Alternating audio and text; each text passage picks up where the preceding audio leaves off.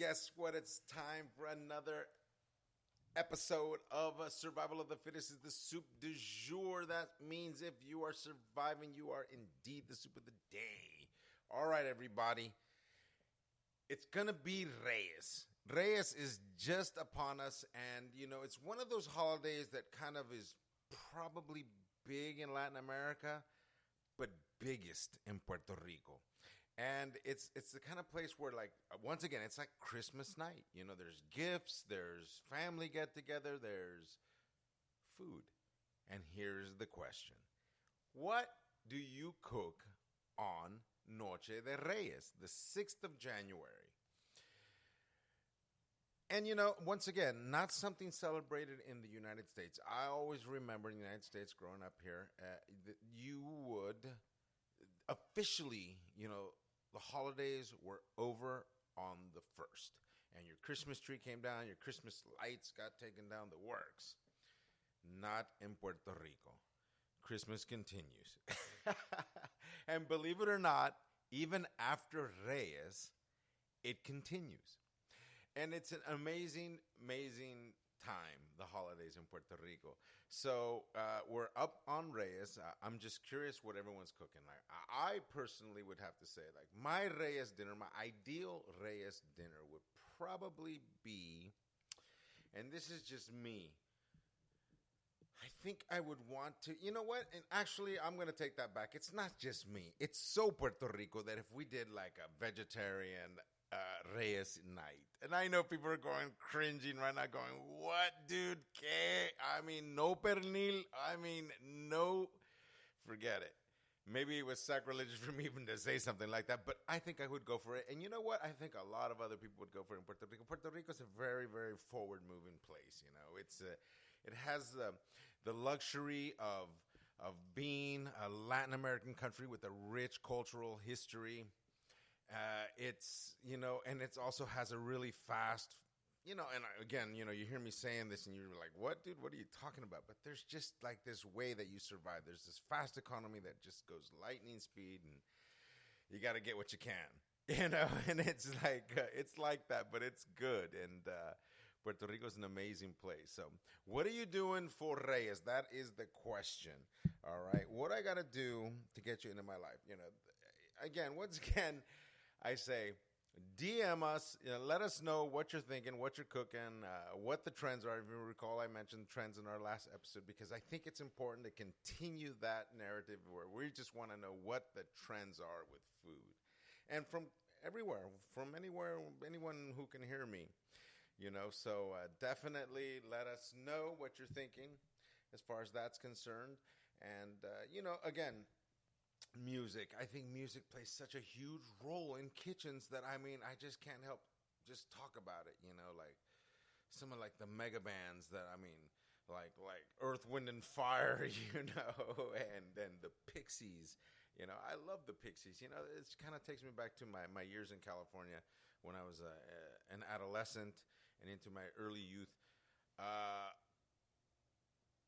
The Pixies, were like one of those bands that just sounded so raw and so punk rock, without being extremely punk rock like some of the other bands that I like DRI and, of course, Social Distortion, and, of course, I can go on. But, life is interesting how then all of a sudden, at the same time I was listening to punk rock, I was listening to a lot of, like, Afro-Caribbean music, like from Cuba y Puerto Rico, por supuesto, de Puerto Rico, like Héctor Lavoe and Mongo Santa Maria de Cuba, and just like, just some great stuff. So once again, you always kind of let music be your inspiration for a great day. You kind of want to hear music and you get motivated and you just want to move on and get things rolling.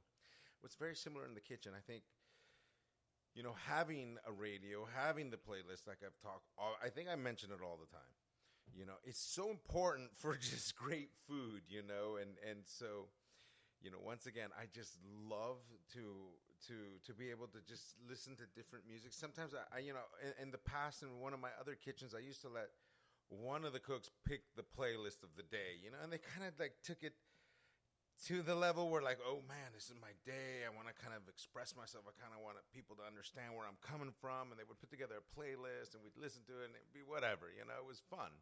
I mean, we also had other nights where we had, rather than just like a shift beer, we'd have like, you could order a cocktail of your choice, and these guys would go home and, they would research and come back with some crazy drinks. And, we've even heard of the gin gimlet, which now, with cocktail culture being so strong, people kind of go like, whatever. But we're talking about a long time ago. And this was this pastry chef. She was amazing. She was really smart, really smart. She is an architect, and she just kind of wanted to get back in the kitchen. So you can imagine she's just super brainy. And she actually ordered on cocktail night, she ordered a gin gimlet, which I thought was super cool.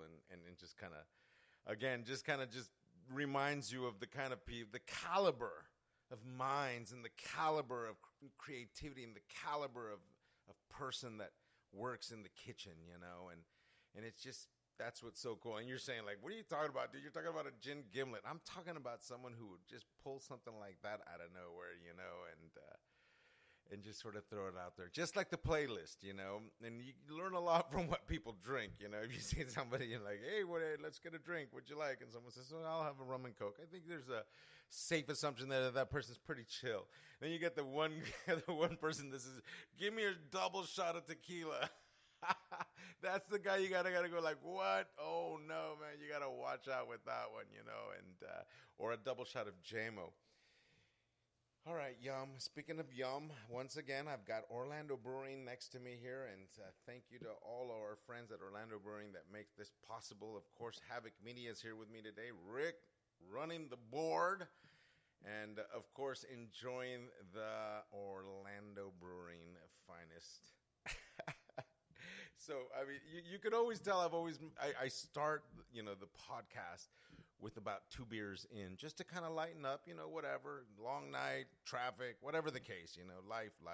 But a couple beers, then I said, let's do this. And we ordered, like last time we ordered pizza. I'm not sure if we're going to order food today because it's just kind of like, like I said, Reyes, and we kind of want to save, you want to save some room for a big food. And and I'm not kidding, like platos de comida. And then, here's the other great thing, like when you get around, when you go, like in Puerto Rico, people will go see, like, oh, we'll start at 2 o'clock. Oh, we got to go to my aunt's house. You eat. And, oh, we got to go to my suegra's house. You eat. Oh, we got to go to my mom's house. You eat. It's like a day of massive eating. You think like Thanksgiving dinner, like, oh, I got comatose, I'm going to fall asleep and watch football. Fine. No, in Puerto Rico, it's a marathon of food. You got to like get ready to eat, and eat again. So, I mean, obviously, anyone who knows me knows that I love to eat. So that's definitely where I like to keep it. That's definitely my safe space, the kitchen, good food, and allowed to overeat. Nothing like that. I mean, things in excess, being a chef, sometimes I'm accused of just going in excess with things, like intensity in the kitchen or over drinking or overeating so excess is one of those things that you got to watch out for. And I definitely don't recommend you do it. Wink, wink, as I take some more of this delicious Orlando Brewing beer. Let us know. We're getting close to being rid of the situation that we're living through. I think we're about on the other side of this, I hope. So let me know what you're looking forward to going back to. What are your restaurants, or what do you want to see out there on the streets, so we can make sure that within our network, we get the word out, and we get, that place you need so desperately to open in your neighborhood opened. And get people working and making money and feeding people again. So that'll be good. So let us know what you're thinking. Let us know how you want to handle this. And we'll do our best to keep it rolling. All right? So we'll see you soon. Or we'll talk again. Feliz Dia de Reyes, everybody. Saludos a Puerto Rico. Saludos a todo mundo. That means hello to the entire world, and including the subcontinent. And remember, survival of the fittest is the soup du jour. I'm Roberto Treviño. I'll see you soon.